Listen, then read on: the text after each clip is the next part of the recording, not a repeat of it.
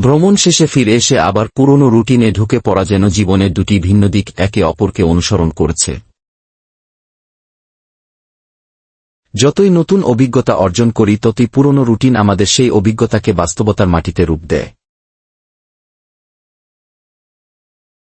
যতই দূরে যাই না কেন ফিরে এসে যখন সেই পুরনো কাজগুলো করি মনে হয় যেন সমস্ত নতুন অনুভূতি আবার পুরনো জীবনে শূন্য হয়ে গেছে।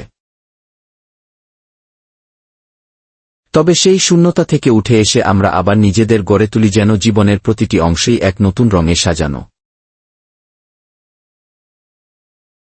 ভ্রমণ আমাদের দেখায় নতুন কিছু রুটিন আমাদের শিখায় সেই নতুন কিছু কিভাবে জীবনের অংশ হয়ে ওঠে। এটা একটা অভ্যস্ততা তৈরি করে যা আমাদের জীবনকে এক ধরনের ভারসাম্য দেয়। পুরনো রুটিনে ফিরে আসা মানে আবার সেই চেনা গতিতে চলা, তবে প্রতিটি পদক্ষেপে নতুন দৃষ্টিভঙ্গি দেখা। ভ্রমণ আমাদের নতুন পথের সন্ধান দেয় আর রুটিন সেই পথে আমাদের চলার সঠিক নিয়ম।